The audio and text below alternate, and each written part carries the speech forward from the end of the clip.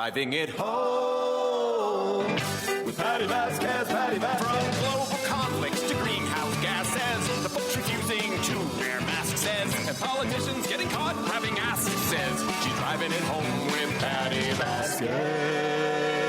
Hello, and thank you for joining us as we drive it home. I want to thank all of our sponsors for making these conversations possible today. Thank you to Pride Coffee Roasters. So wonderful to hang out with our friends Jackie and Patty at the Jefferson Park Sunday Market yesterday.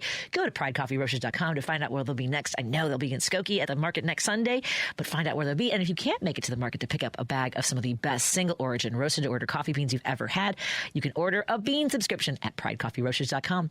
And you should make an appointment with Peter Sorellis and find out if it's time to get solar panels on your house or business. He will walk you through the entire process. Go to source.solar and make that appointment. Thank you to our friends at Minocqua Brewing Company. Put in an order maybe for some Fascist Tears, a West Coast IPA that I think you'll enjoy and you might like the label even more. MinocquaBrewingCompany.com. And of course, thank you for subscribing to the Substack, where we share newsletters every day and wonderful items from the Minocqua marketplace that you'll want to purchase and support vendors who are supporting progressive values.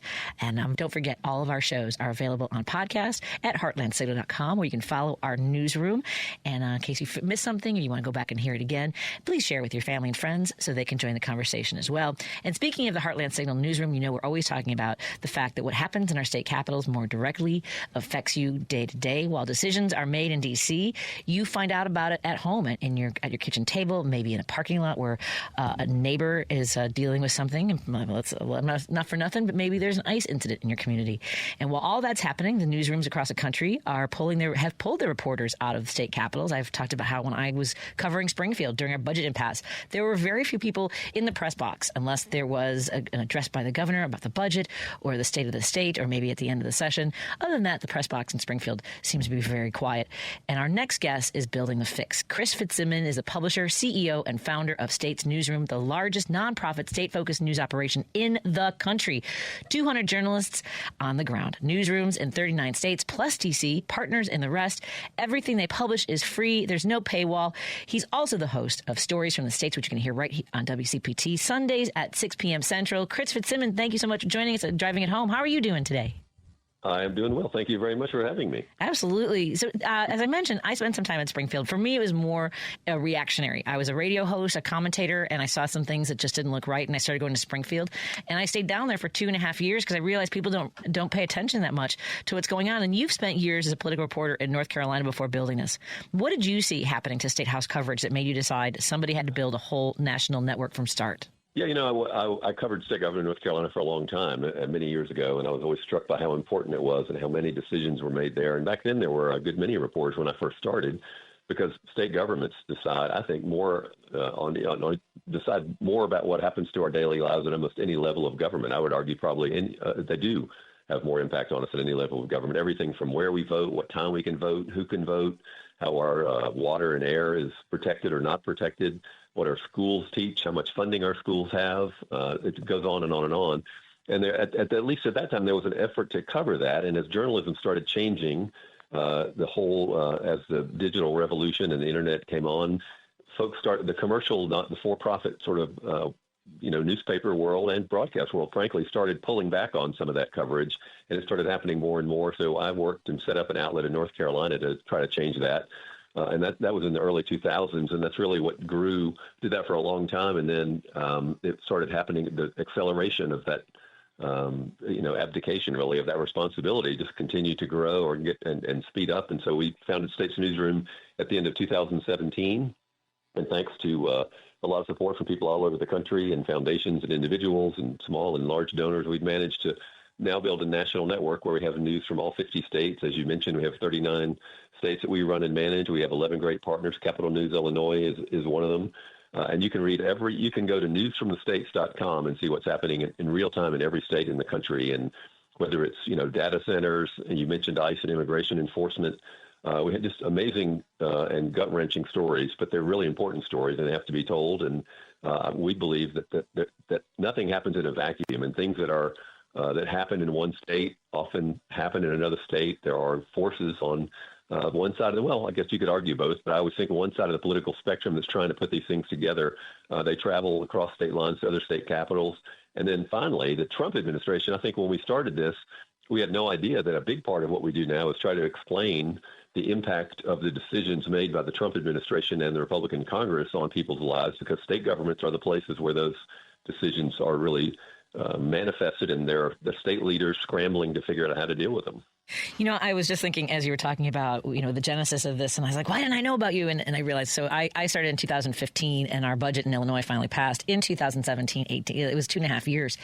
And, I went down there on my own dime to tell that story. I don't know if you recall or if you were familiar with the Good Friday massacre that Governor Rauner made, over $25 million in cuts. So I started bringing parents down who were like me, caring and loving an individual in our families who have severe disabilities. And those programs were almost immediately impacted within days, and people just didn't understand how much was happening in Springfield and happening so quickly. And then the budget impasse, and to your point about how things not just emanate out of D.C. and happen at the state level, but also the long-term effects of some of these decisions. Because over 11 years later, programs like early intervention, because of what Governor Rauner did, we have 3,000 babies that are on a 1-year wait list. And I try to explain to folks that's what's happening federally is going to have a similar impact for years to come. And so let's talk about that. Like, a decision gets made in D.C. Talk to folks about how that actually travels. Like, how long would you say? I mean, it depends on the policy, but it shows up in Peoria or Duluth or Tacoma, right? Absolutely. I mean, this is the so-called misnamed Big Beautiful Bill that was passed last year. A lot of those Medicaid cuts, SNAP cuts are just now are being felt in the states every day, and states have to decide: do they pick up the slack? Do they try to figure out how to scramble and find money when they're already strapped, or do they suspend food, literally food, take food out of people's mouths, out of their houses, out of their homes, out of their families? Do they allow people to fall off the Medicaid rolls? Some states, some states welcome this.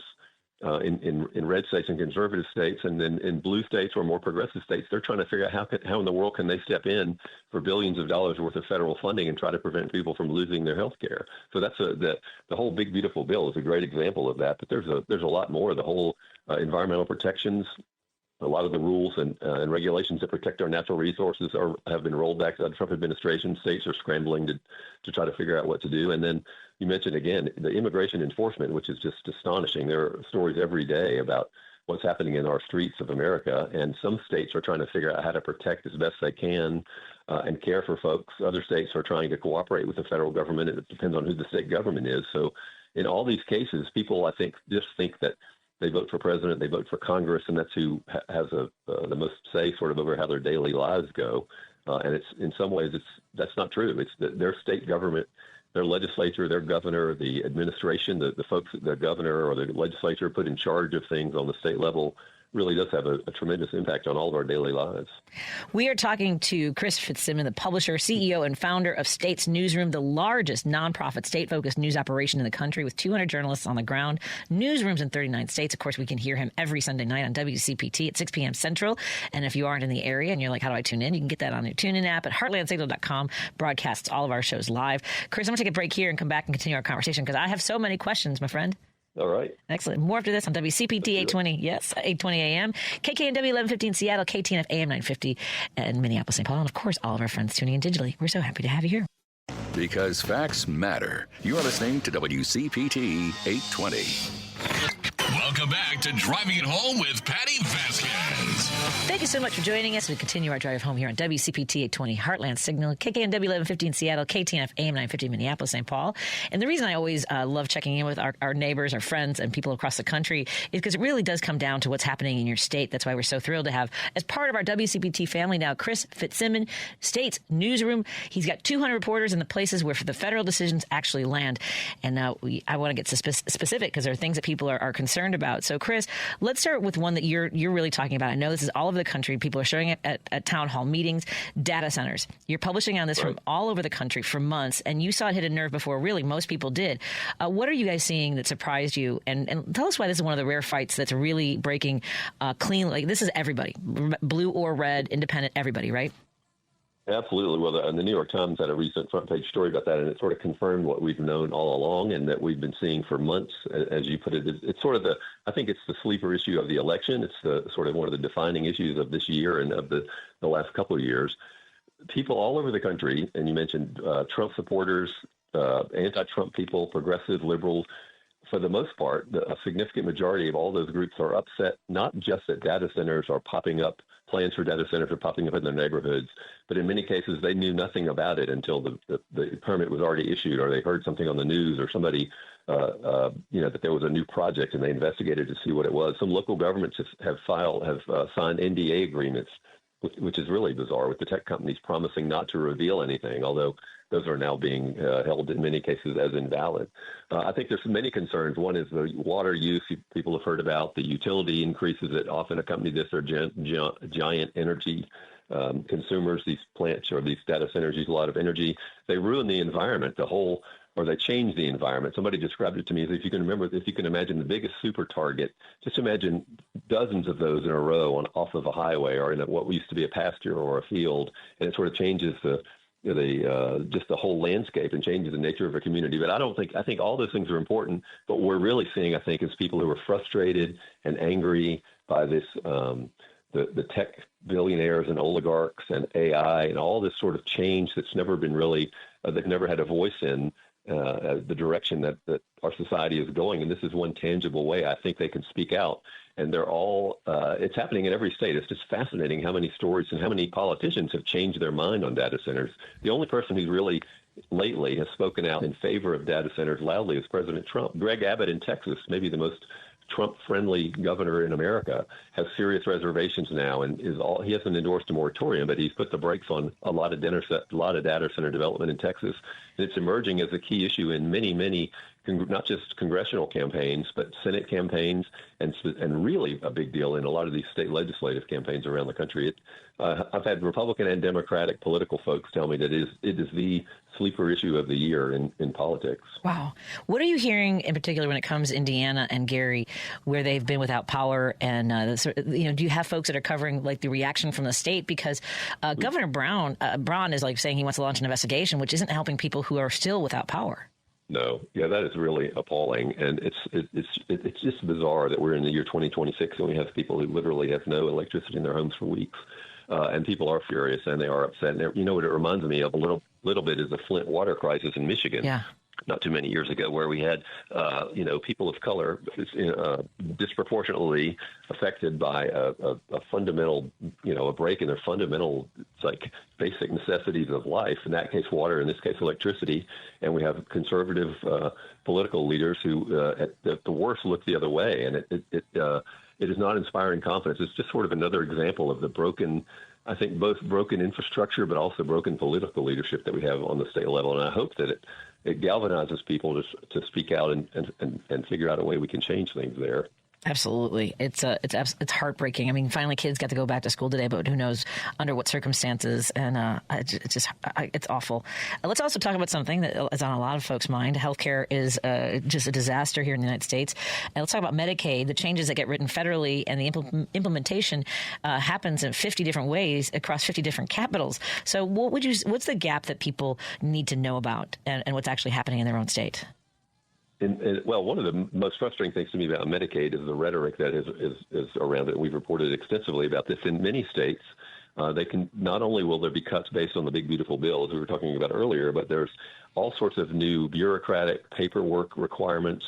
Part of the strategy appears to be they want to reduce the Medicaid rolls by making people re-enroll and resubmit paperwork on a much more frequent basis, even though there's been no change in their eligibility. And we've done stories about folks who so they'll get a letter sent to the wrong address telling them they need to do something to continue their eligibility. They never get the letter. They go to the doctor with a serious illness, and they find out they're no longer eligible for Medicaid.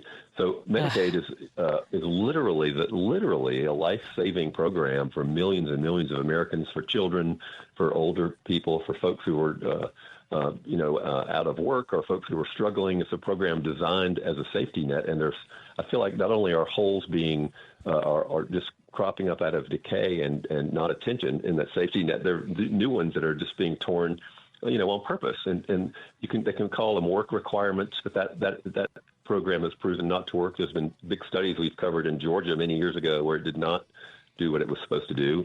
The problem with that, of course, is that the bureaucratic hurdles that they have erected in many of these programs are designed to keep people from getting the care they need. So we've been covering that extensively. I think that will continue to be a huge issue as more and more effects of that federal legislation take effect. Yeah. I know in Illinois alone, based on the kinds of cuts that are coming, we have 9 hospitals in areas that already have OBGYN deserts. People have to travel great distances, and the 9 hospitals are vulnerable to close because people don't understand just because you don't receive Medicaid or Medicare, the hospitals that you turn to rely on that funding as well, right? And absolutely, and especially in rural areas, there are hospitals on the verge of closure. Some have closed.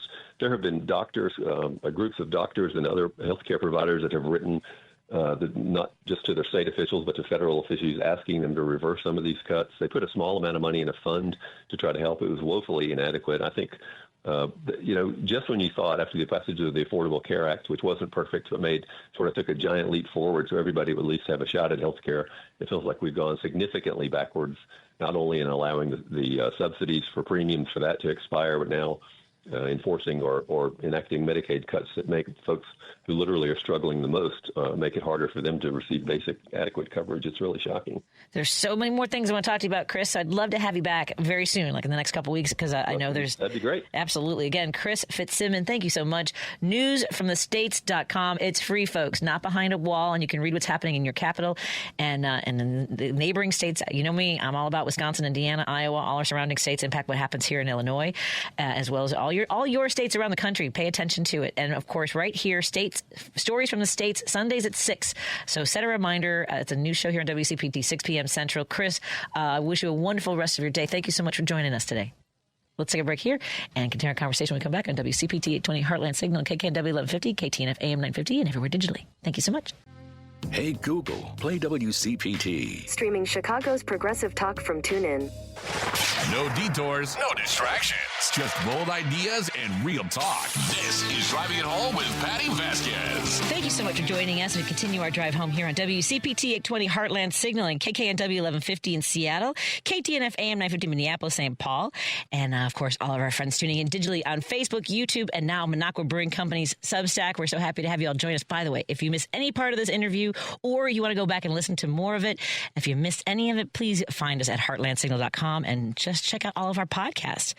Now, I know that we often talk about kitchen table issues, and all of us have a number, and nobody in Washington wants to talk about what's really going on. If you own a home in Illinois, your insurance went up about 50% in 3 years. State Farm, our neighbors down in Bloomington, asked for 27% in one shot. Allstate and Northbrook came back for more, and Illinois logged 161 tornadoes this year, which is a record pace in August. And here's one thing that connects all of this. On January 27th, this country formally walked out of the Paris Climate Agreement. 3 weeks before that, we walked out of the treaty underneath it, the one every nation on earth had signed since 1992. We also quit the IPCC and about 60 other international bodies on the way out the door. So we're not even at the table, but the bill will keep showing up. Our next guest has been in those negotiating rooms since 2012. He sat on the board of the Green Climate Fund. He argues the United States owes the world money, not just apologies. Brandon Wu is Director of Policy and Campaigns at Action Aid USA. Brandon, I hope I'm close on some of that, trying to pull together a bunch of research. How are you doing today? That's exactly right. Oh, thank you. How are you doing today? And are you staying hydrated, my friend? I am doing well. I'm staying hydrated. It's hot where I am here in Washington, D.C., but not too bad. So thanks for having me. Absolutely. Our pleasure. I was asking you before we started a little bit about where you grew up. Tell us a little bit about where you grew up and how you moved to D.C. and what drew you to this work. I'm originally from North Carolina. My parents are immigrated from China, and I've always had an interest in global justice work. That's looked like global economic justice, trade justice, environmental, and now climate justice. And interestingly, thinking about growing up in North Carolina, it used to snow there regularly every winter when I was a kid. We would have lots of snow days. Wow. I have a distinct memory of that. It doesn't do that anymore. Snow is kind of a rarity, and climate change is about much more than just weather, of course, and we can get into that. But we are really seeing the impacts of climate change, even in our relatively short lifetimes. So.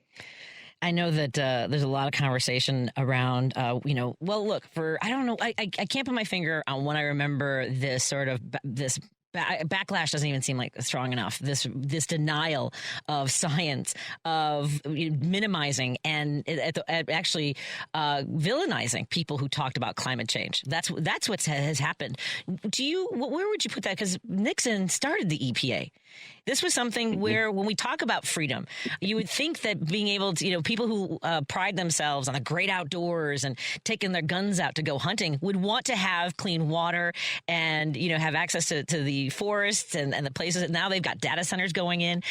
Do you have like a bead on when this, is it the corporations wanting to deregulate, kind of the beating heart behind this? Yeah, I think corporate power, especially the power of the fossil fuel industry, but not only the fossil fuel industry, also big agriculture, big tech now with data centers, right? All of these corporate interests are against more regulation on climate and environmental issues, right?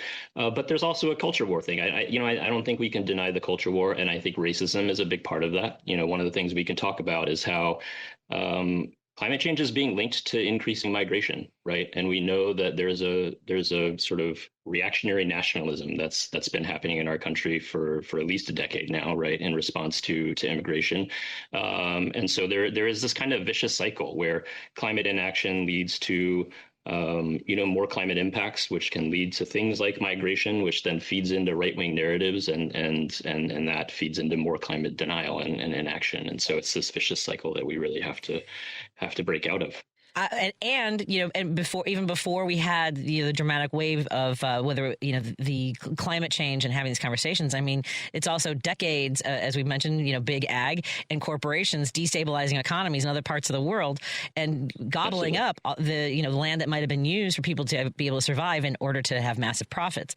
So it is all part of that vicious cycle. Wow, absolutely. I haven't had enough coffee to absorb to dwell on it too much. So let's start with the Paris Agreement, right? With the Trump pulling out of Paris and filing it under things that people, it feels with everything else happening right now, Brandon, it's not even making a peep, right? With all the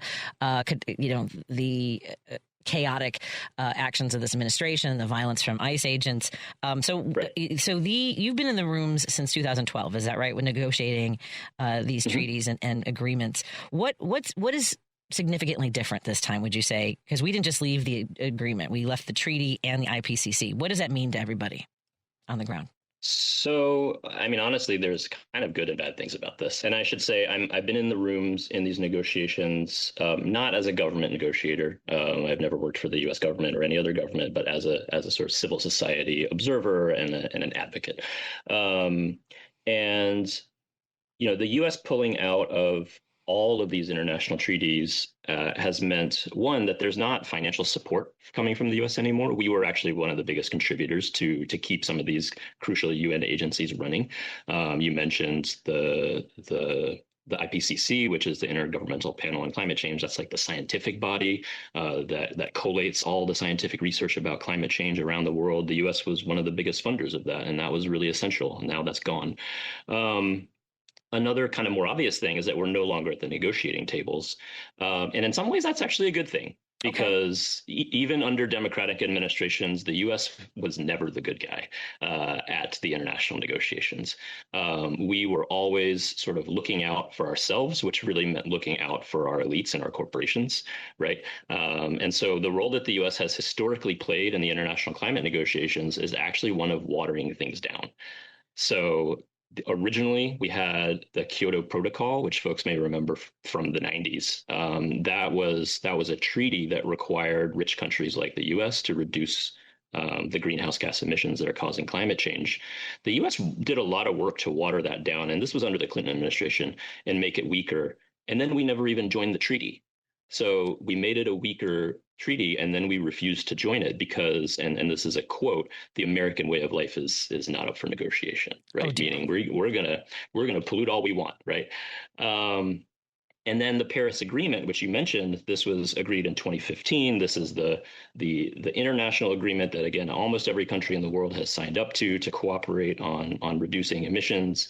The U.S. made sure And this was a years-long fight. The U.S. made sure that that was not a binding treaty, that that did not actually require anything of any countries, that actually it's just a voluntary framework, right? And the U.S.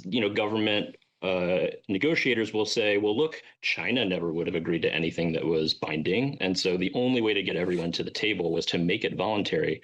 But that's because the U.S. has never agreed to anything that would bind us. The U.S. and other rich countries, we've had obligations. We've had commitments to reduce emissions. We haven't done it. We've had obligations to provide money to poorer countries to help them make the transition. We haven't done it. And so we have broken trust every step of the way. And the result of that was that the U.S. got its way in 2015 with the Paris Agreement, saying, yes, we can have an agreement. We need an agreement. We agree that we all need to cooperate, but it's all going to be voluntary. And so, the point is, the United States has not been a progressive force in the climate negotiations. And the fact that we're not there is actually opening up some interesting opportunities now for other countries to do some slightly more progressive things. Now, we're not seeing that happen as much as we want to. The countries that could ideally step in and fill the gap are the European countries, but mostly right now they're worried about security. And a lot of that, of course, is because of the shenanigans this administration is pulling, as starting a war in Iran for no reason. And so the European countries are like, we can't actually spend money right now on foreign assistance or climate finance. We got to spend it on our military budgets. And some of that's on them. Some of that's on the Trump administration, right? Yeah, I was just thinking about Greenland, right? Because there are companies that are sending in drilling teams without permission from Greenland. So why wouldn't you make sure that your military, that your security is up to the challenge? Yeah. So it's this huge toxic spiral, right? I think you mentioned earlier that one of the things I work on is trying to get the U.S. to pay up to other countries. So the rationale behind that is we need the whole world to get greenhouse gas emissions to as close to zero as possible. But most countries in the world can't afford to do that, right? There are still countries where, hundreds of thousands of people don't have access to energy, and the cheapest energy they have are fossil fuels. They need support from richer countries to transition to more expensive technologies that are renewable and clean. Right. And those are countries that had very little to do with causing the climate crisis. And so we can talk about it as a climate debt that we owe to the rest of the world. We can talk about it as climate reparations. The sort of accepted term in the UN is climate finance. Any way you talk about it, we owe money to the rest of the world to solve the climate crisis. And the excuse we've always heard is that, we don't have that money. Like that's not, there's the money that you're talking about is not available. Well, okay. Last year, the Trump administration suddenly gave $200 billion to ICE and CBP, right? $200 billion out of nowhere. That money did not exist before. The budgets before were $30 billion, which is still outrageous, but they inflated it from 30 to 200 billion to lock up and deport innocent people. They're requesting $1.5 trillion for the military budget this year. That's up 50%, right? So it's really helpful actually to see how much of a lie it is when politicians tell us, we don't have the money for that. It just means that they don't care enough. And who's making the profits, right? Who's making the profits off of the, the privately owned detention centers? Because we know that across the country we've got. I do stand-up comic as well. I'm a stand-up comic as well, and I learned during in 2011 or so, our Democratic governor of Illinois, signed a contract with the private corrections facility owners that we would keep the occupancy at 90%. How do you promise that you are going to have 90% occupancy other than you're going to find ways to incarcerate people at a profit? Yep. So and that is so clearly the goal, right? It's just profit for Geo Group or Core Civic or whatever it was. Exactly. Right? So it is. And when the word reparations for folks, it's part of the challenge is I guess a comprehension of what a word means and where we're coming from, right? That's challenging too. What kind of language do you find is helpful in having conversations who are resistant to understanding what's fundamentally happening? I wouldn't necessarily start with the word reparations. Right. I think reparations is a really useful framework because reparations is about more than money, we can talk about that. But but with people who are initially resistant, I think the argument is that look, this isn't just an ethical or a moral issue where it's like there are countries and there are communities around the world who had nothing to do with causing the climate crisis, and they're the ones who are feeling the impacts the worst right now. That's a moral argument that we should be supporting them as the richest country in the world that has benefited from the largest amount of greenhouse gases spewed into the atmosphere. That's a moral and ethical argument that works for some people, but there's also just a really practical argument that we will not solve the climate crisis unless the whole world is on board. And that cannot happen unless the rich countries start sharing the wealth a bit. Are there any that are doing that right now? Sorry, I didn't mean to interrupt you. Are there any that are committed to it? Yes, but not to the scale that we need, okay. Right? So there are international laws, there are international obligations that require rich countries to pay climate finance. Again, that's the term in the UN. Rich countries made a commitment to mobilize $100 billion every year in climate finance. Back in 2009, they made that commitment. That has not happened. What has happened is a bunch of like tricky accounting stuff where they're like counting loans and they're counting all this sort of nonsense that isn't really a redistribution of money to poorer countries, to the global south.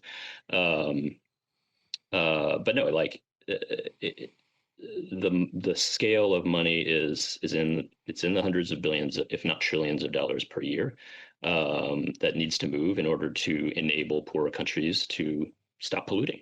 And if we don't do that, then we're not going to solve runaway climate change. And so there's just this very pragmatic argument that I think people are receptive to once they hear it, but they don't necessarily understand it intuitively.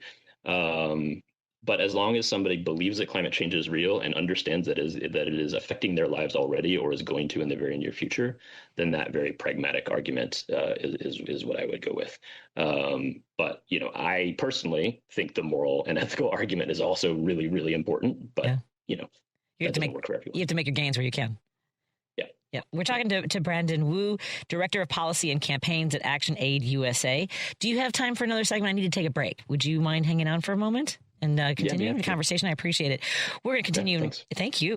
We're going to come right back in just a moment. Thank you for joining us for this conversation again with Brandon Wu, Director of Policy and Campaigns at Action Aid USA.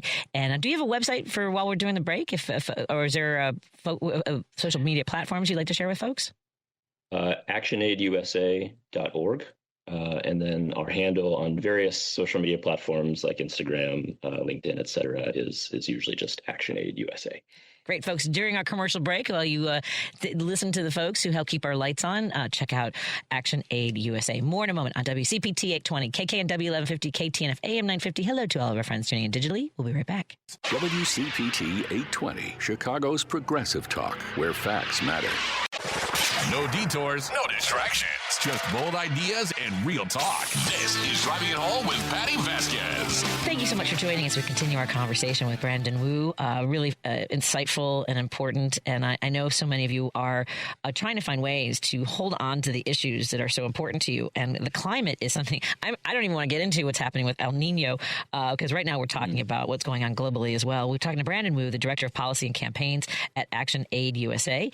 Brandon, we talked a little bit about, I mentioned reparations, and I just know how much of a tripwire that can be for folks who are resistant to one, because I think reparations is an admission of doing something wrong, right? Mm-hmm. That somebody and nobody and people have a cognitive inability sometimes to accept and process that. Talk us a little bit more about what reparations is kind of the framework that we're talking about here. Yeah, so reparations, I think, is most commonly understood as compensation, right? Damage has been done, and a way to make it right is by writing a check. That is a really important part of reparations. It's sort of the thing that people understand. It's the thing that's easiest to turn into policy, right? And so when we talk about climate reparations globally, a lot of what we're talking about is the check. Like we just talked about this earlier. It is about moving money to the global south so that those communities can build resilience, can recover, can transition to a cleaner economy. But reparations is more than that. I mean, you mentioned reparations is also just like the acknowledgement that harm has been done. That is actually really crucial for communities that have been harmed, just hearing an acknowledgement, right? And that it doesn't happen very often in terms of harms that have been done, say, by governments, right? It's pretty rare. The UN has a framework where there are 5 different pillars of reparations, and acknowledgement is one of them, because that can be really powerful and really healing. Compensation, of course, is another one. There's also rehabilitation, which is like, what kind of psychological and medical care do people need, legal and social services, because of the harm that's been done? And then, I don't have to go through all of them, but another of the really important pillars is non-repetition, right? And so the idea there is like, it's like in everyday life, right? It's not really an apology if you then go and just do the same thing again, right? That you're apologizing for. And so with reparations, non-repetition is crucial. It's not real reparations unless there's some kind of guarantee that the same harm is not going to be repeated. And so that's really interesting for climate reparations, because then you're getting into the fact that, okay, in order to achieve true justice, true reparations, then we got to tackle the fossil fuel industry, right? Then we got to tackle big agriculture. We got to tackle all the big polluters out there who are continuing to make this problem worse. Yeah. And I, again, no one wants to admit any of those things. So has there ever been any sort of in the area of doing harm to the environment, an admission of harm, of doing that? An admission of harm regarding environmental justice. This is a good question. I don't have an example off the top of my head. Yeah, interesting. The examples I have are like the Truth and Reconciliation Commissions in South Africa post-apartheid, right? Okay. There are also like examples of reparations that went the wrong way. So the classic one is like former slave owners being compensated for the loss of their quote property, right? After abolition. That was a real thing. The country of Haiti had to pay reparations to France and was doing it for like literally until not very long ago, right? Paid billions of dollars to France as reparations for the Haitian Revolution, right? So, there are examples of these things that go both ways. But in terms of economic, that's a very good question. I would imagine there are some small examples out there, but it's a research project. I trip over them once in a while. I do. No, because this is like the way my brain works is like, that's why I asked, like, who's doing it the right way? Are there countries that are leading the way and things like that? Because, modeling, or at least an example of saying, hey, here's something that works.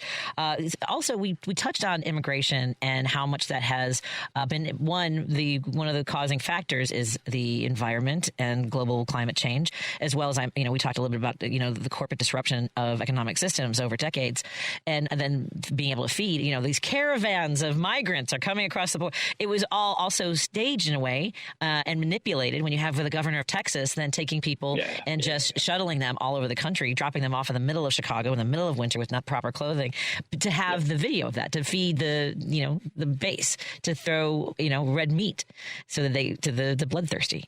Talk to us a little bit about what we were kind of touching on earlier. Yeah, so I was saying about how immigration, by which we mean human beings, right? Just like regular people like you and me who are forced to move. Very few people do this because they want to, right? People who are forced to move for various reasons, and then their existence becoming demonized to feed a right-wing nationalist politics.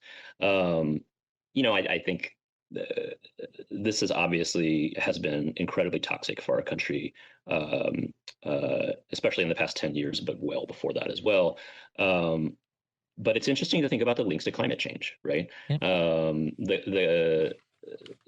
The World Bank has estimated, I don't know the numbers off the top of my head, but hundreds of thousands of people are already being displaced every year because of climate and environmental impacts. Most of those people are not crossing borders, right? If you think about, if I had to move, where would I go? Probably you're not just going to up and go to a different country.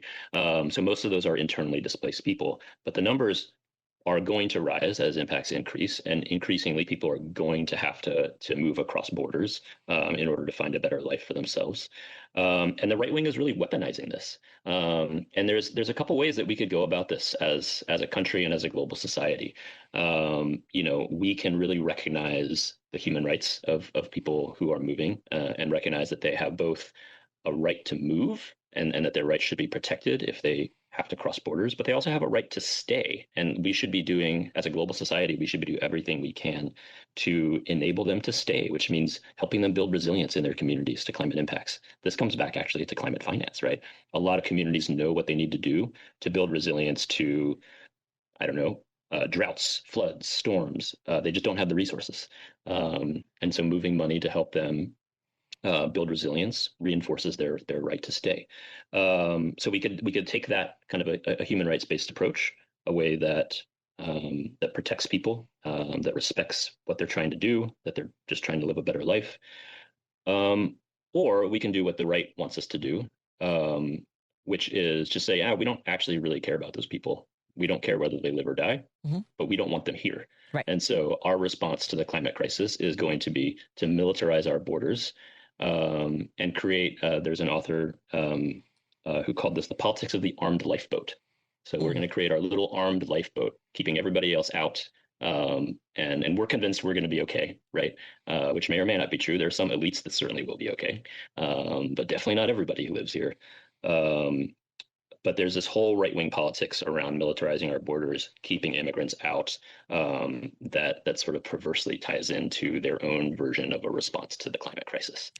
I have been twirling around this idea of how, the right, how conservatives operate from a place of hatred. And I can't, I don't have, it's very base is, otherizing somebody, dehumanizing, as you mentioned, basically acting as though human beings are disposable because they don't have the right papers, because they don't live here the way somebody wants them to. And I understand legally, and even then, that's not even being followed anyway. So I don't know why anybody cites any laws when due process isn't even being enforced, right? And whether it's a judicial warrant for permission to enter a homicide or a homicide. What I have it on the brain because of what's been happening to your home, to your car.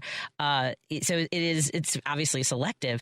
And I think, and this is so mushy, and I don't mean to loop you into this because it's just what's on my mind, is that the contrast to that is, to me, that we operate from love, and that can take on different ways. Loving the planet, loving our communities, our country, humankind, right? And we don't want to say that, and it's just, like I said, it's mushy. But my question here is that what organizations do you, because the path forward to this, wanting to care for other people and caring for the planet, is feminine, essentially. And it's interesting to me that you put feminine leadership at the forefront, and at a time when this administration is trying to scrub that from every level of leadership, of participation, of in many ways existence publicly. Yes. Oh, there's so much there. No. It is feminine, and like one of the things that we've been engaged in as ActionAid, we work mostly on how U.S. policy affects the rest of the world, particularly people in the global South. And we've worked with a coalition that is talking about a feminist foreign policy, right? And that is fundamentally about a foreign policy that is based on solidarity, not supremacy, right? And these are, so they are feminine values. I would want to say, though, that they should be masculine values as well, right? And that is also part of our work, is redefining masculinity. Hey, I know not all men, believe me. I know. I'm married to one, believe me. I know not all men, right? I didn't even throw you for a loop. No. I'm trying to come back to what you were saying about, fear versus love. And you're saying love is mushy. And, I think fundamentally the right is so effective because fear is just a really effective mobilizing force. Yeah.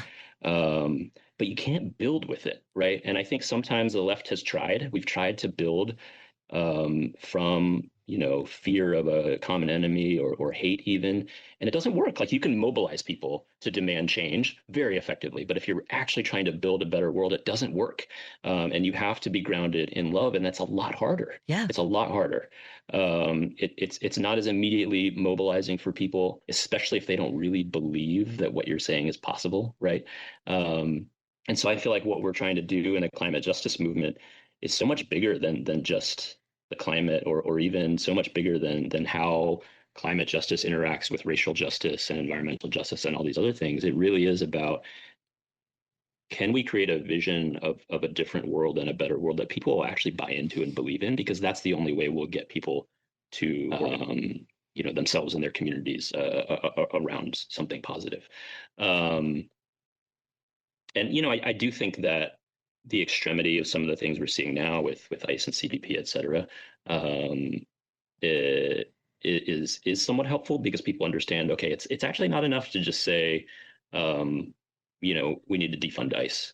It might not even be enough to say abolish ICE, right? Like, what are we actually fighting for? Right. Like, we need something that we're actually fighting for, and I think people are understanding that a bit more now, and it provides us something to build from. But that the act of building is hard, right? Well, with that, what would you like to leave our audience with as far as what they can do, and some of the things maybe coming up that they should be paying attention to? Yeah, I mean, I think it's a good segue because the resistance is crucial, right? I mean, we have to show that the stuff that's happening now is unacceptable, whether it's ICE kidnapping people off the streets, or the U.S. completely abdicating all responsibilities on the global stage, cutting all foreign assistance and climate finance and all of that.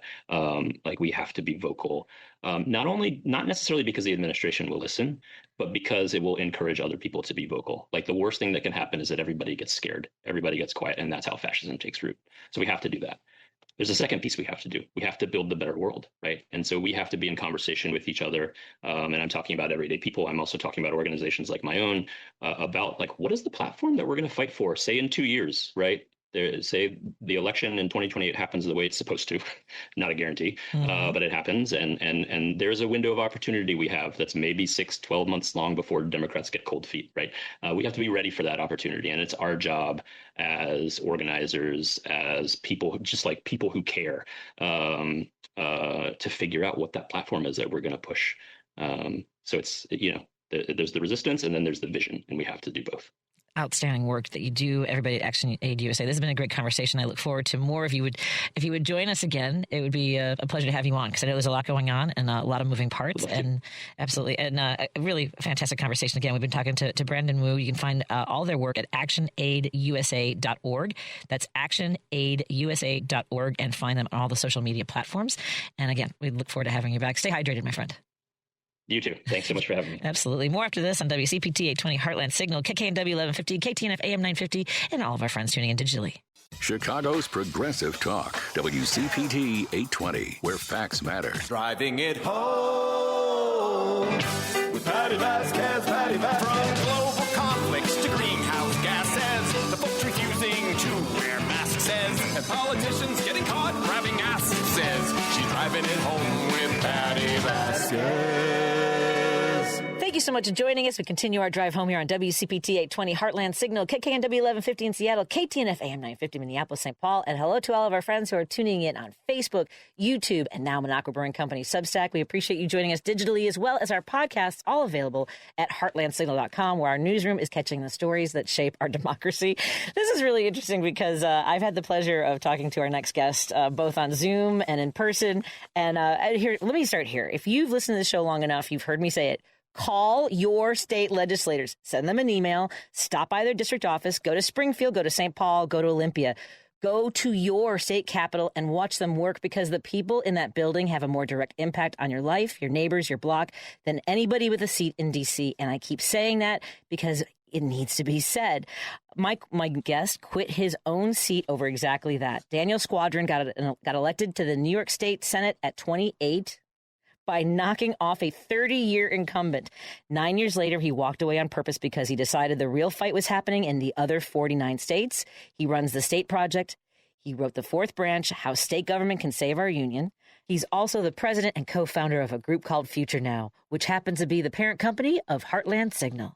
Hello, Daniel. Welcome to Driving It Home. Hi, thanks for having me. That was an incredible introduction. There's a lot of paper. I don't like printing up a lot of stuff, but this is how important the conversation is. If anyone isn't listening, they're clearly missing out, because there's so many different ways to listen. There are a lot. There's digital. There's in the future.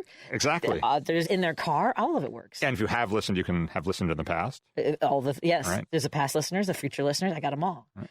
Daniel, I've heard you talk a lot about why you do this and what we should be paying attention to. But let me start. I want to start. I know that you, in your origin story in your book about going to an event, you're like, who's going to be there? What do they want? I want to know a little bit more about, like, where you grew up and a little bit about your household. Like, who was at the kitchen table making those decisions that we talk about? Yeah. So I don't start the book this early because I do. But I grew up in New York City, lifelong New Yorker, and I grew up in a family where my parents were really pretty focused on public service. My father had grown up really quite poor during the Great Depression. He was a bit older, in the South Bronx. and first in his family to go to college and law school, and stayed really committed to civic life, and actually marched on Washington with the American Jewish Congress, at the '63 march, and was always very proud of that. And my mother had a different background. She'd grown up actually on Air Force bases around the South. Her father was an officer in the Air Force, and in the segregated South, and was very committed to civil rights. So she, in her early 20s, went to the Mississippi Freedom Summer of 1964, where, famously 3 civil rights workers were murdered, and then worked at the ACLU and as a public interest lawyer in the South Bronx, actually. And also, she grew up on Air Force bases and then married a man named Squadron. So that's a different sort of strange quality of our family. And I was the youngest of a pretty big family, 5 kids with a big age spread. And so there was this real sense of public service, of justice, of America at its best, and also this big sense of like, what do you got, kid? Because all of the older people were sort of already debating and talking. And so I kind of had to, in my youthful perception, fight my way into that. Man, I just was I told you I was going up to speak in Walworth, and I was listening to Martin Luther King's To America's speech. And so you just remind me of the work that was done, with the civil rights, with desegregation. And his speech was very much about how, that wasn't the finish line. Not only was it not the finish line, but in many ways, Black Americans were doing even worse after desegregation. And that you can't legislate morality, you can regulate bad habits. And that's something I imagine as a state senator, you know very deeply.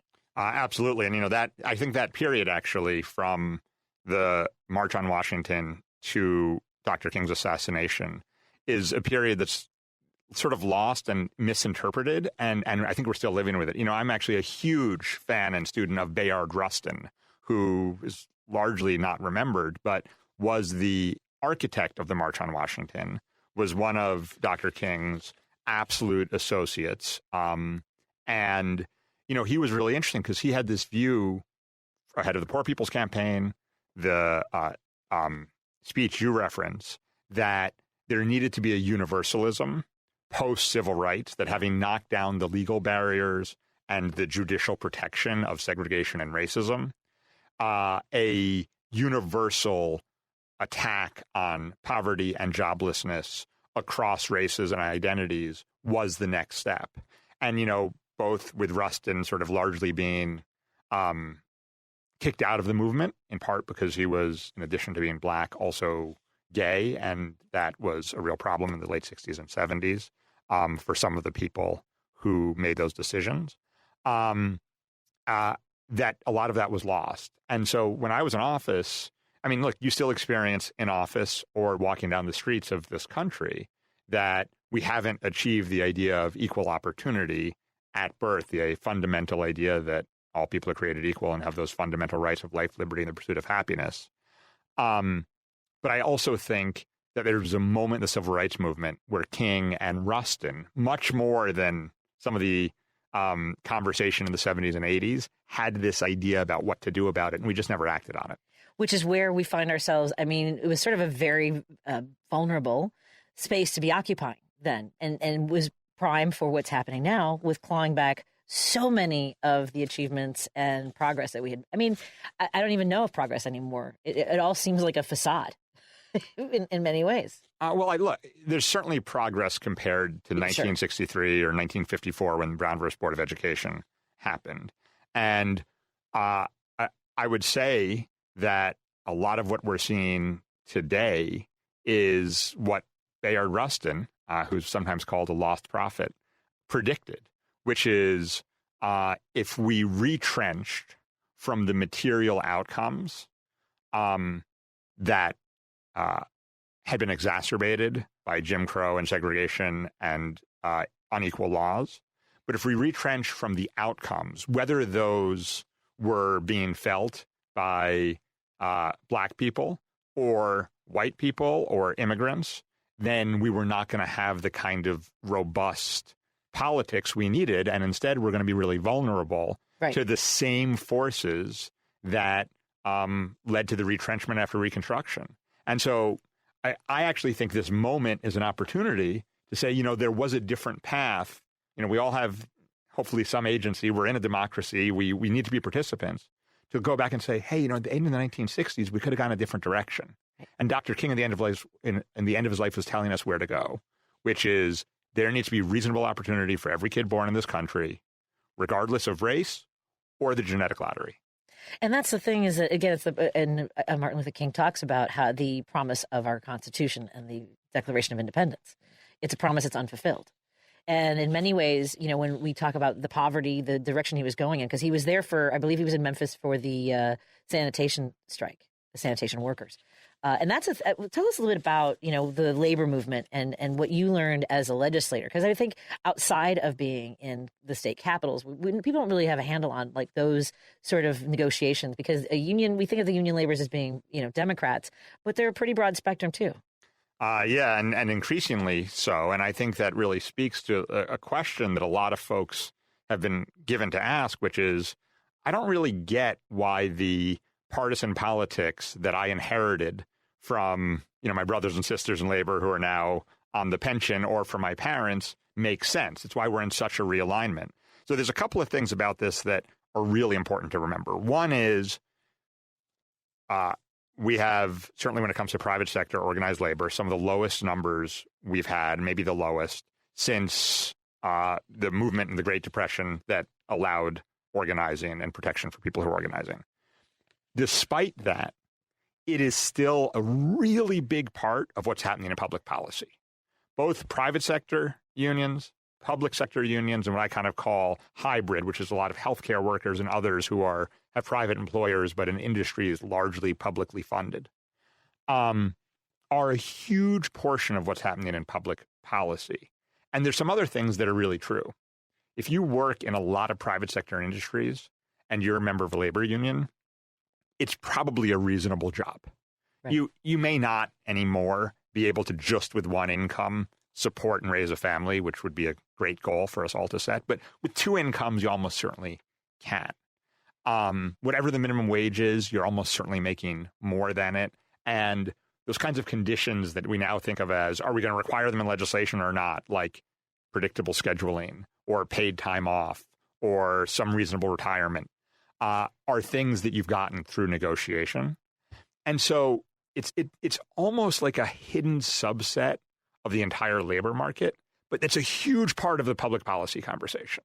And then, of course, public sector unions are a whole other major factor as well. And sometimes what the other side wants to just focus on, because, if we're being honest, sometimes a public sector union that's also a political force that is also a negotiator where the boss is the elected official, the mayor, the governor, have sometimes gotten some deals that, are hard to pay for or don't make as much sense.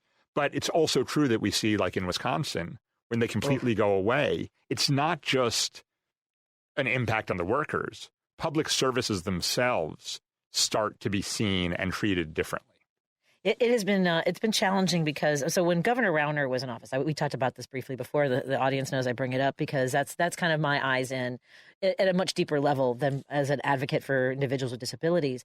When he wanted to make this a right to work state, he had a turnaround agenda. It was diminishing bargaining rights and workman's comp, the whole slate. And I remember talking to a Republican who would use Indiana as an example. And I was like, but, in Indiana, you have executives who are making almost 300 times what their average worker is making. And the answer is from GOP, from conservatives is at least they have a job. And that, that's not what we're aiming for, is it? No, I mean, the goal is having a job should be the path to a better life. Working hard should come with value. These are actually universal values. Right. Hopefully those are comments that bridge the gap. But here's the thing that I think should bridge the gap every bit as much. If you're working full time and playing by the rules, you should have a reasonable life. A reasonable life, by the way, easy to define. Stable housing, the ability to raise a family, the ability to take time off. If you get sick, not being vastly more likely to die because whatever job you had didn't give you some enormous savings. And the key thing in America in many ways, the realistic possibility that your kids are going to have an even better life than you do. That's it. And the idea that working so that you have more access to public assistance is pretty wild and backwards, isn't it? It really is. The idea is there should be enough in the richest country on earth that people who work hard and play by the rules are getting paid by their employer, not by the taxpayers, unless, of course, they're public sector workers.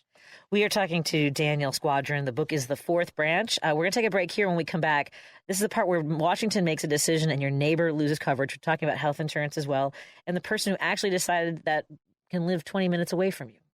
I'm just saying, I've talked to legislators who are like, when I run into somebody at the grocery store and they were at my office, I know I'm beholden. So let's talk about that when we come back on WCPT 820 Heartland Signal in Chicago, KKNW 1150 in Seattle, KTNF AM 950 Minneapolis, St. Paul, and of course all of our friends tuning in digitally. We'll be right back. Chicago's Progressive Talk, WCPT 820, where facts matter. Welcome back to Driving It Home with Patti Vasquez.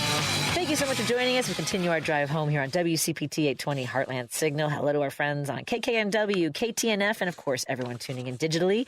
We're talking to Daniel Squadron. He got elected to the New York State Senate at 28 and 9 years later quit that job on purpose because he decided the real fight was in the other 49 states. So let's talk a little bit about, healthcare coverage, right? Because this, apparently there's a new study out by Yale about how much money it could save. We have somebody in D.C. who's a Democrat saying they're not necessarily for universal health care. Tell us about what we can be doing at the state level, because federal decisions are making so many of our rural hospitals vulnerable, access to care. We have OBGYN deserts all over the country. Yeah, so this is another issue like organized labor or like whether full-time work pays to support your life, where states are actually the ones making the determination. So even Obamacare, which people think of as a big federal initiative, the single most important provision in Obamacare is the expansion of Medicaid. Expansion of Medicaid is a thing that is decided by states. Today, 17 years after Obamacare passed, there are still nearly 100 million Americans who don't have access to expanded Medicaid. So let's add up what that looks like. Let's actually go back to the prior conversation we were having about jobs and organized labor, plus Obamacare. For a young minimum wage family living in Texas, here's what life looks like. Their minimum wage is $7.25, still the federal minimum wage, which was last increased the same time the original iPhone came out. So they're making about $7.25, about $15,000 a year each. So they're making almost $30,000 a year. They're a young minimum wage couple. They have a kid. They don't have paid leave. When she's in labor, they are losing income because they don't get a single day of paid leave. And that $30,000 now for a family of three is too much money in Texas to have access to Medicaid, because in Texas, they've refused to accept the federal dollars and expand Medicaid. That's what it looks like there. Go 50 miles north to Colorado, or actually Illinois, which is quite a bit farther north. And here's what it looks like. A minimum wage, plus minus different states, call it $15 an hour. So the two minimum wage workers, instead of making about $30,000 a year, they're making $60,000 a year. In a state that isn't a right-to-work state, they are able to, at their workplace, organize and actually start getting the benefits of a union. But even in the meantime, which is not possible in a right-to-work state, in the meantime, there's paid leave. She goes into labor. She's getting paid. She can stay home 3 months, and then he can stay home 3 months. Between the two parents, they have 6 months before they even have to worry about childcare costs. And even though they're making $60,000 a year, plus minus, rather than 30, they have access to Medicaid because a family of three has access to Medicaid in states that have expanded it. That's what the difference is, based on not anything Washington, D.C. is doing, but literally that state lawmaker who maybe you met in the grocery store line or was another parent at your kid's school. That's the level of impact they have. I sometimes say, we were just talking about Texas's northern border. I think if you talk about that level of differences, a lot of people would assume you're talking about Texas's southern border. Right. That is I think that people need to hear that, because we talked to some folks in Iowa during the presidential election, and some journalism students were talking to voters, and the two things that they talked about was immigration in Iowa, right? Nowhere near a border. And the other was affordability in a state that has not raised their minimum wage. And because all the focus is on D.C. Let's talk a little bit about that sort of that messaging that the media. Was your dad had Rupert Murdoch as a client? News Corporation. Yeah, one of his law firm's clients was News Corporation. Yeah. Wow. Well, I mean, so, because we talk about this, His politics were very different, though. It's important to say. Really? Yes. Yeah, I would say so, a little bit. Well, because, but that's a big part of this. Let's just say with Rush Limbaugh, there right now, because of the work that Rush Limbaugh did, Roger Ailes, Rupert Murdoch, all these corporations, we have and here's the thing, Mitt Romney also bought up a lot of radio stations. They're billionaires who basically said, we don't want to hear a radio host say that we should tax billionaires more. So they buy up the media and have this narrative. And now we have over 1,500 conservative stations, 700 more that are Christian that give the same message, less than 100 progressive stations. So when people are driving across Texas, what they're hearing is a sermon right into a Sean Hannity show. So how do we cut through that noise in other states? We have this plan for, getting the messaging out. Talk to us a little about that. Well, isn't that your job? It is. That's the thing is I don't want to preach. I love preaching to the choir, but the people who listen to the show that don't agree with me text me things about hoping that someone that I love is raped or murdered by an immigrant. Yeah, I mean that's. Well, I'm sure there are hate listeners. How do we fix our civic conversation so that people are willing to listen to something they disagree with? Is a bigger and deeper question, right? And look, there's a lot of different levels in which I think about this, and in addition to the States Project, it's one of the reasons that I'm proud to have some affiliation here with WCPT and Heartland Signal. But the key thing that I think we don't talk about enough is that there's a level before the most political issue where people most disagree, where I think there are still some really shared values. And I actually have to say, as a lifelong Democrat, I actually think our party and my movement have not done enough of that. I actually want to give credit to the Republican Party and the conservatives for doing that more. Now, some of those values are ones I really disagree with. I don't think that fundamentally America's government or the American project is about how deep your ancestry goes in this country. I think it's much more like Dr. King or Abraham Lincoln would say, or Barack Obama, which is it's about commitment to a creed, to a belief system that the Declaration of Independence laid out pretty well as an aspiration. And I actually think a supermajority of Americans agree with that. I don't think a supermajority of Americans agree that corporations should determine what happens in the public square or most individuals' lives. I think they think the democratic process should. But again, I think as Democrats, a lot of times we talk about, boy, did you see how bad that policy was? Or did you see, and these are important policies, right? The right to reproductive health care, not giving up your literal life or going to prison because you're trying to access reproductive health care. That's an important issue. People's utility bills and an energy grid that is keeping us at the cutting edge and cleaner and cheaper, that's a really important issue. Having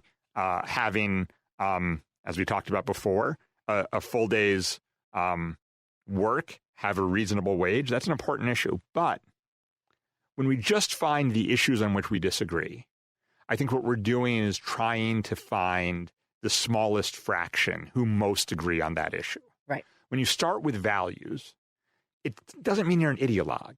It means you're telling folks what you believe in, and that's why you come to the conclusion.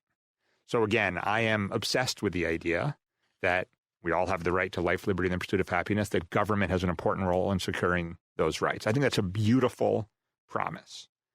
That promise essentially is the promise of radical equality of opportunity without equality of outcomes. It's a promise that depends on markets, not centralized, concentrated power, whether in government or in, two large social media companies. And from there, because of that, because I believe so much in personal freedom, I believe in reproductive health care. Because I believe so much in the right to life and liberty and pursuing your view of happiness, I think that working hard should be a reasonable opportunity to have a reasonable chance at pursuing happiness. Because I think that everyone is born equal, I think that from the time they're born until the time they can be employed, the state has a real role in educating them. But it's not those issues, it's those values. And I think those are values that a supermajority of Americans agree with.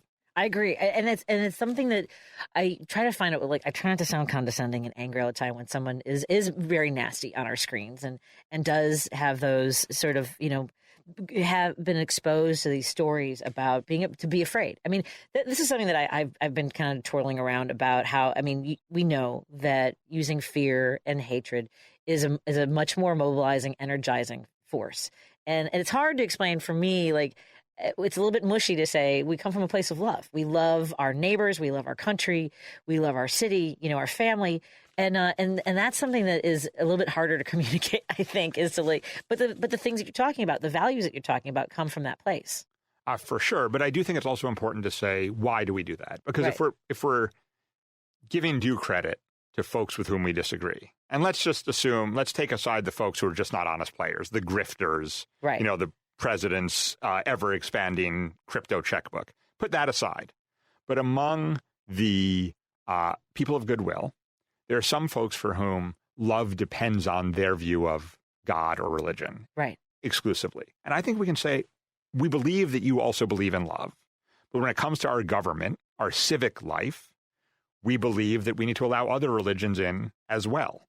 We're not denying that they actually also believe in love or saying that a belief in the promise of the Declaration of Independence is the only way to do it. Right. You can even say to libertarians who don't think government should exist, like, we understand that you think that any imposition from society at all limits your freedom to love. We understand that.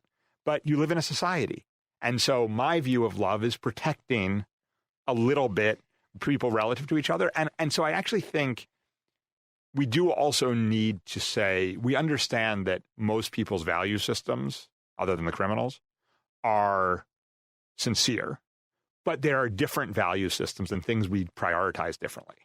What have you found to be successful ways to have those conversations and it is in a way, winning an argument? Like, what have you found? I mean, this is the one. I think that, don't trust me on this, and I'm just a former state lawmaker, but from the Declaration of Independence itself to Frederick Douglass, from Abraham Lincoln to the suffragists, from Francis Perkins and FDR, who created the New Deal, to Martin Luther King and Barack Obama, there has been a vision of this country that is consistent as a vision. Right. Not always achieved, but the vision of the country. That vision is, in fact, as King said at the March on Washington, a promissory note. And it is that second sentence of the Declaration of Independence. And that is not just a sentence. It is a worldview based on an idea of liberalism, of the individual being something that really matters, that we have to protect, whether you believe that's imbued by God or by a universal humanity. It actually works regardless. And when I say, look, you prefer that, or do you prefer the idea that, like many other countries in the world, how American you are is based on the depth of your ancestors buried beneath its earth, which is a version of what J.D. Vance pointed at recently in a speech? Or do you believe that? Or do you believe that America is evil and shouldn't exist at all? And when you give people those options, I find that most people, when they actually have to face it, love that idea of that American promise. It makes sense. It makes sense to me. And you mentioned earlier giving credit to conservatives when it comes to the buying into media, and actually, I mean, they played the long game. Whether it's the Heritage Foundation, the Federalist Society, the consolidation of different groups during the 1970s in the wake of the Civil Rights Movement. We have to play the long game now. I mean, I think it's part of what you are investing in, isn't it? For sure. I think there's also a question, sort of, who is we? Yes. Yeah. Because, look, I think that ignoring parties in American politics is foolhardy at best. You need to put your head pretty deep into the sand. Parties are a source of power in the country and a source of power. And within each of them at any point, there are different goals and ideological forces that are dominant. I believe right now, with the Republican Party heavily enthralled to Donald Trump, where people who should know better and may not, from Mike Johnson on down, seem willing to just follow the leader, whatever cliff he runs our country off of, it is clear the Democratic Party is a better option. But I also think when you talk about what do we do, right, I don't think it means the Democratic Party. This is not about party. And in fact, I think who considers themselves members of what party, talked about this with organized labor before, is shifting really quickly. Yeah. There are certain unions in New York, building trades unions and others, that used to be deep blue that now are purple or red when it comes to their membership. And we have to take that seriously when on the national level, the parties have such a different meaning for their ability to even organize. And yet, despite that, they're looking at the party less interested in their organizing. We has to mean, I believe, folks who believe in making the promise of the country most real. And that's the we that has always been relied on in moments of crisis. Right. That was Lincoln's we. It wasn't his Republican Party, which was on the right side of the Civil War. That was the we that helped FDR make the Democratic Party a supermajority party with many folks who, as of 1932, would not have called themselves Democrats. Right.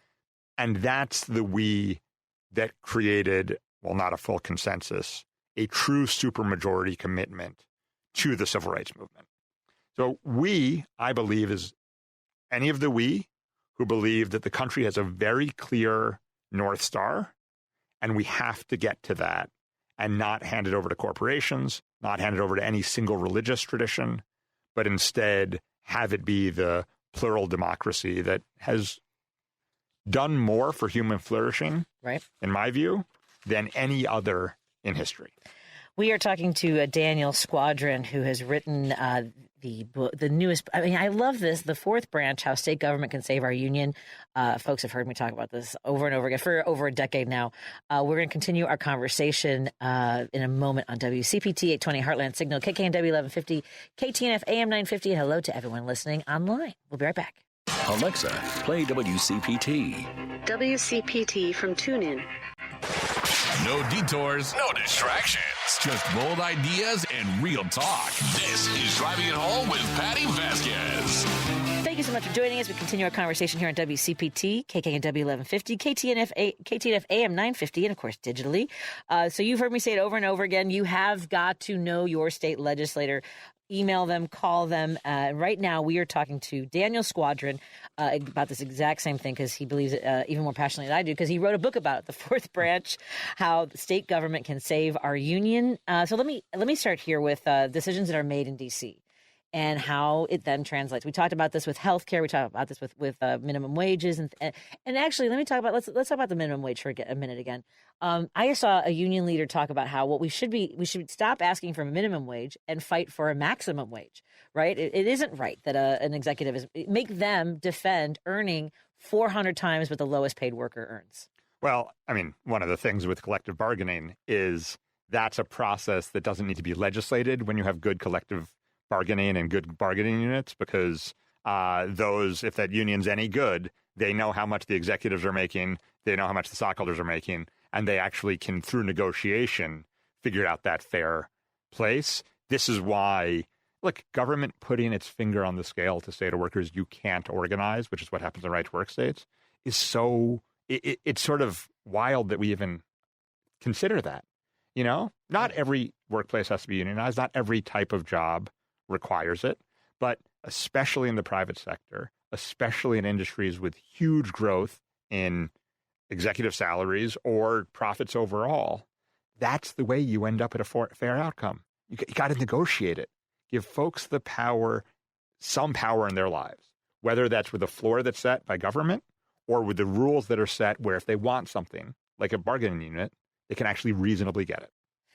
And that's the thing is, like, it is those conversations of trying to convince folks, right? We were talking about, like, what do you find to be most effective? So I really do want to talk about people who have an axe to grind in D.C., right? They're loud, they're informed, and then I ask who their state rep. They'll call in and they'll be angry about something. And I ask them who their state rep is, and they don't have it. It's not stupidity. It's just what's loudest, right? It's this flood of chaos. It's a cacophony of chaos. Yeah, it's a path. I think it's a path to anger and powerlessness. Yes. I think that actually that level of frustration comes in part from caring deeply. And I know people obsessed with DC that way care deeply, but that paired with a sense of the inability to do anything about it. Here's what I would say is you're bombarded with stories about DC. That's true on your social media feed. It's true on your news shows. true on what you read. Here's the thing. If you step back from that and start thinking about those very same issues with that very same level of ambition for your life and our country, but you target it to the state, the script will flip. You will no longer feel furious because you will feel active. You will no longer feel frustrated because you will actually have a path to making a difference. In the fourth branch, in my book, at the end of the book, I say there's three things you can do. One is support organization that I co-founded with Adam Pritzker called the States Project, which helps the most effective state lawmakers win political power and then wield it effectively. But the other two have nothing to do with any institution I'm involved in. One is, and I say this to everyone, you and your neighbors, you and your friends, you and others who care about the same issue you do, spend 1 year organizing, in the way I describe the book, your state capital. I guarantee you the state legislature will be forced to deal with your issue. They may not pass it. In a democracy, you lose sometimes, but they'll be forced to engage it. In fact, I say buy the book, read about it. If you follow the procedures and in a year your state legislature has completely ignored you, I'll give you a refund. But the third thing I say is run for office. Mm-hmm. And I say run for state office. A couple of reasons. One, you start thinking about politicians not as cynical, power-hungry enemies. You start thinking about them like people, almost like you and me. And of course, you and me are both people who have actually done this. And then the other is you'll start to think about the power you could have. And so even if you're not someone who's going to run for office, maybe you'll volunteer with your local politician, your local elected official in addition.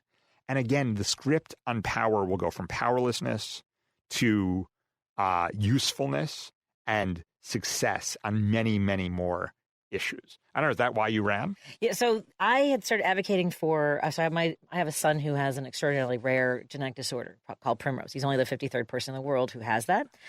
We didn't know that until a year ago. He's 21.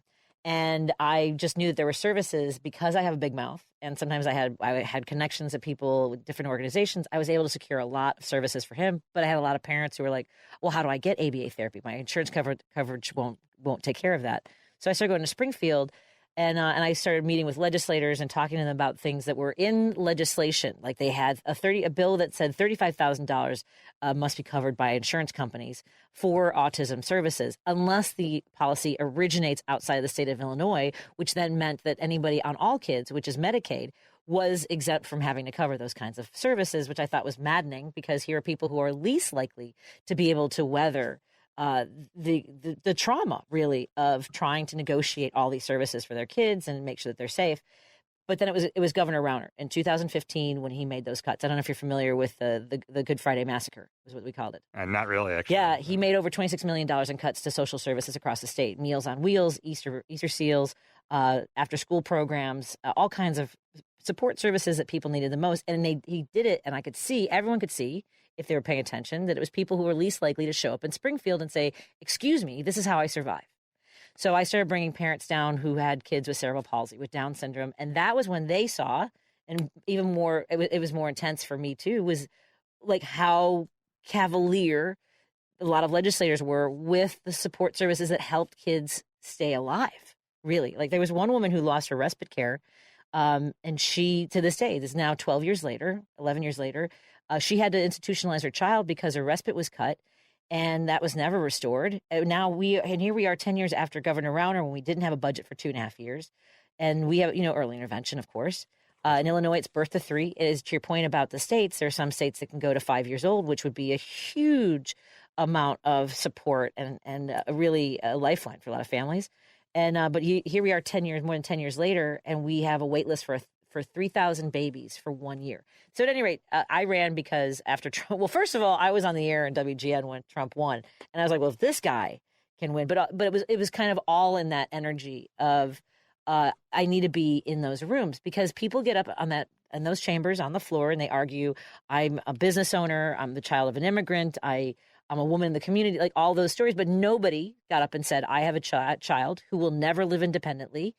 And I can't die first, knowing that there isn't enough support for him here. So in the lieu of living forever, I want to make sure life better for everyone, so that I know that he is at least living in a state that is putting their money where their values are. That's the whole thing. That story is so powerful because the folks who do get involved in the state, folks for whom it really matters. like you, they look around. They're facing, the most profound thing you can face. Thinking, how can I care for my child? Or some other issue of equal importance in their life.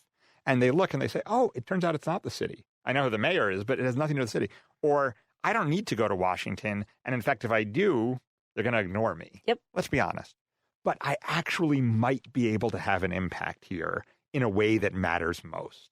And that's the path. And now, of course, unfortunately, most of the folks who really realize what's going to matter for them are vested special interests who already have a lot of power, who are just looking to get a little bit more from the trough at which they've been eating. But every now and then, it's people like you and others who are just experiencing. I would say to everyone listening to this, if you're experiencing something in your life that's profound, where government should be doing more or better or different, you can do something about it by following your path. And of course, your path also involved the courage to put yourself on the ballot, but the courage just to go down to Springfield or to go to Madison, to go to the Capitol and to try to make it happen, it is the thing. And everyone who's so worried about our democracy should maybe for a second think about your child or other profound pain that people experience from government and think, if I'm actually that worried about our democracy, I know where to go. And it's not City Hall, and it's not the U.S. Capitol Dome. It's our state capitol. Let's make it happen. What do you think about, so one of the things I've wanted to do since I brought parents down to Springfield, I think, because the only time people in Illinois go to Springfield, even though, have you been to the Abraham Lincoln Presidential Library? I have been to Springfield. By the way, Springfield and Albany, New York, where I used to be, have a lot of similar vibes. I believe it. I've been to a lot of state capitals, and the similarities between Springfield and Albany are eerie. Yeah. Harrisburg's got a little bit of that, too, actually. Yeah, I will, the story's off the air for that kind of conversation. But at any rate, no, the Abraham Lincoln Presidential Library and Museum are incredible. So what I was going to say is that we all go to Springfield for an 8th grade field trip. What I want to do are field trips to our state capitals. That's what I want to do. I want to get people on Amtrak, on their get out a caravan of people, go to the Springfield, sit in the gallery, and not galley, but in the gallery and watch how the sausage is made. That's a great idea. You know what would be a great it's sort of series of trips. There's all these different cultural trips. You can go to Civil War battlefields. You can go on eating tours, state capitol trips. Why don't folks subscribe and we'll organize it? Exactly. You can start in Springfield. Maybe we'll go somewhere nicer before we then head to Albany, but also some beautiful state capitals. There are. Helena, Montana is a beautiful Gorgeous. place. Yep. Oh, my God. I was just there a couple of years ago. It's absolutely stunning. Although they do close mountains when you're on the way to the airport. I'm just saying. Yeah, Helena's a dodgy place. Actually, another interesting thing about state capitals, they tend to get a little more air service because there's a little bit subsidized air service sometimes at state capitals. Well, this is what we're organizing next. What do you want to leave folks with? I think really this point, which is if you are either experiencing something in your own life or just really worried about our democracy, then there's just two things I want you to know. One, there is something to truly love and be proud of in our democracy, like truly. And it is speaking of the Lincoln Library, it is that idea that Lincoln referenced on the bloodiest battlefield at the time in American history on Gettysburg, which is the proposition that everyone is created equal, the right to life, liberty, and pursuit of happiness. And the second thing is, if you actually are proud of the democracy and love it, you need to think about how to act in it in the most effective way. And the good news is we literally have the answer. You have it from your time in Springfield organizing parents who depended on the state. I have it from my somewhat surprising to me 2 decades working in and around state legislatures. It is state government. Yep. You care about the democracy. You care about your life. You care about your kids. Do something about the states. Daniel Squadron. The book is The States Project. I'm sorry, it's the fourth branch. I'm losing all my notes here. It's the fourth branch. And folks can pick this book up everywhere. Books are available. I've actually, big day today. I've seen it in 3 different airports already today. Have you really? Already, yeah. Now the next is when Which means you got to buy them, people. Yes, please. Yeah. Well, yeah, because actually you need to see someone on a plane reading it and just standing over the book and go, just so give them a look like, do you like it? What do you think? Well, thank you so much, Daniel, and safe travels. Thank you so much for joining us and all the work that you do. Thank you for a really interesting and different conversation. I know, a little bit different when you get with a comedian. More after this on WCPT 820 Heartland Signal, KKNW, KTNF. Thank you all so much for being here. You're listening to WCPT 820 because facts matter. Welcome back to Driving It Home with Patti Vasquez. Hi, everybody. I'm in studio with Warren Price. I was out with my mom, making sure she was taken care of for her doctor's appointment. We have a few minutes here, Warren. We have Patty. we have 3 minutes, Warren. 3 minutes. Okay. So your show coming up on Saturday, Oh my Hawk God! Takes Yeah, the Hawk Wheel. Takes the Wheel. It's been great. I've had 25 million episodes. Maybe I don't know. How long have I been doing? Since February or something like that. So a couple, 2, 3 It keeps episodes. growing. I love it. I do a couple, 2, 3. You're like 25 million. Yeah, I kinda love 25 that. million. Like the number. It's something that I made up as I'm going along. Like generally we do all the time. I do learn so much about cars, about all the elements of what goes into making sure that you feel confident, and you do a great job with that as a car, as an auto concierge. It's an audio concierge. You see what we do on here. We go pick up and deliver. We handle all your cases. What we do really is if you have an issue, like today, I just came from observing that this young lady was in a parking lot and she actually hit 2 cars and she damaged the right front of her Subaru, and she called me to go look at it. And I went over and I looked at it, and it's got damage in the right front. And I asked her if she had her key, and she says, "No, I don't have it." Then I said, "Well, I need to access your car." She says, "Well, I'm 4 blocks away." I said, "I don't have time. Little preparation. I need your key so I You can can get do in a the car." lot. You can't do miracles. I can't do miracles. So I just took a bunch of pictures and I asked her if she had rental coverage in her policy. Yeah. No, I don't have rental, so that's going to cost you. So people, take a look at your policies, by the way.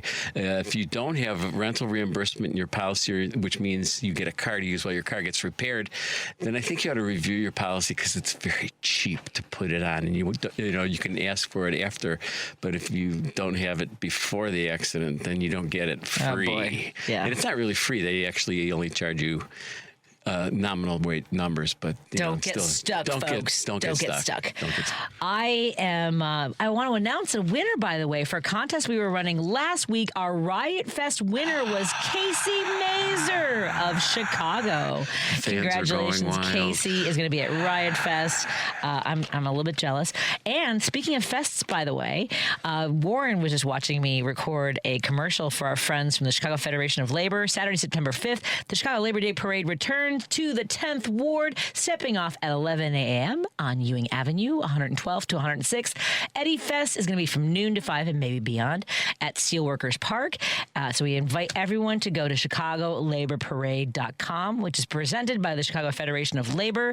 And Eddie Fest, of course, named for Ed Sedlowski, steelworker who took on his own union's leadership and team and damn near won. So, by the way, Good man. yeah, and we're In bringing honor of. Yep, we're bringing the fest back to the neighborhood that built Chicago's labor movement. So that's going to be on September 5th. Chicago is really a strong, powerful, labor-intensive Absolutely. city. And then on October 3rd, we're going to be participating as well at the Walk of Out of Darkness with the American and Fire. September 13th, we've got the banner Run for the Parks. Excellent. Hey, everybody, come on down. There's a lot of things going on. Yeah.